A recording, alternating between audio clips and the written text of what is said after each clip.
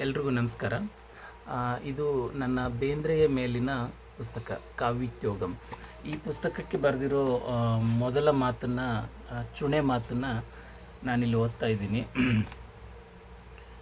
ಕಾವ್ಯೋದ್ಯೋಗ ಎಂಬ ಕೊಲುವ ಕಾವ್ಯದ ಮೇಲೆ ಬರೆಯುವುದು ಕಡು ಕಷ್ಟದ ಉದ್ಯೋಗ. ಲಯಗೇಡಿಗೆ ಲಯವಿಡಿಯಲು ನೀರಿಗಿಳಿಸಿದಂತೆ.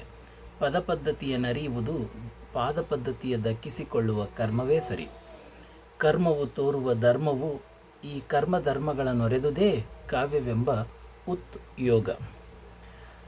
ಲಯಗೇಯವೇ ಆಲಯವಾದ ಕಾವ್ಯ ಶರೀರಕ್ಕೆ, ಅದರ ಅರ್ಥಮಾಂತ್ರಿಕತೆಗೆ ಮತಿಗೆಟ್ಟವನು ನಾನು.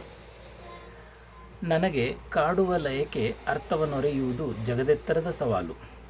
ಹಿಡಿದೆನೆಂಬ ಭ್ರಮೆಯನ್ನಷ್ಟೇ ಕೊಡುವುದೋ ಎಂಬ ಅಳುಕು. ಕಂಡು ಕಾಣದ್ದು, ಕಾಣದೆ ಕಂಡದ್ದು ಎರಡೂ ಭ್ರಮೆಯ ಅಧೀನ. ಭ್ರಮೆಯೋ ಲಯದ ಅಧೀನ.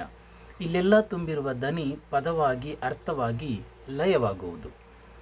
ಈ ಪ್ರಕ್ರಿಯೆಯಲ್ಲಿ ಮಾತಿನ ಮರುಳನಾದ ನಾನು ಮತಿಗಡದಿರುವುದೇ ಸಾಕು.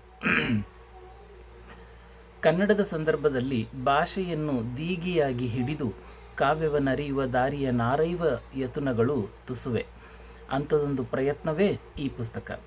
ಬೇಂದ್ರೆಯ ಕವನವನ್ನು, ಬೇಂದ್ರೆಯ ತಾತ್ವಿಕತೆಯನ್ನು, ಬೇಂದ್ರೆಯ ಭಾಷೆಯನ್ನು, ಬೇಂದ್ರೆಯನ್ನು ಮತ್ತು ಆ ಮೂಲಕ ಕನ್ನಡ ಕವನವನ್ನು, ಕನ್ನಡ ಕವನದ ಭಾಷೆಯನ್ನು, ಕವನವನ್ನು, ಕಾವ್ಯವನ್ನು ಮುಂದುವರೆದು ಭಾಷೆಯನ್ನು ತಿಳಿದುಕೊಳ್ಳುವುದಕ್ಕೆ ಉಪಯೋಗವಾದರೆ ನನ್ನ ಈ ಪ್ರಯತ್ನ ಸಾರ್ಥಕತೆ ಪಡೆದುಕೊಳ್ಳುತ್ತದೆ.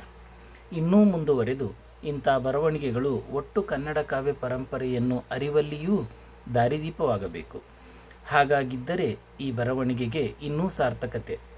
ಈ ಪುಸ್ತಕ ಬರೆಯಲು ಮೂಲ ಆಕರವಾದ ಕವನಗಳನ್ನು ಬರೆದಿರುವ ಬೇಂದ್ರೆಗೆ ನನ್ನ ನಮನಗಳು. ನಮಸ್ಕಾರ ಗೆಳೆಯರೆ.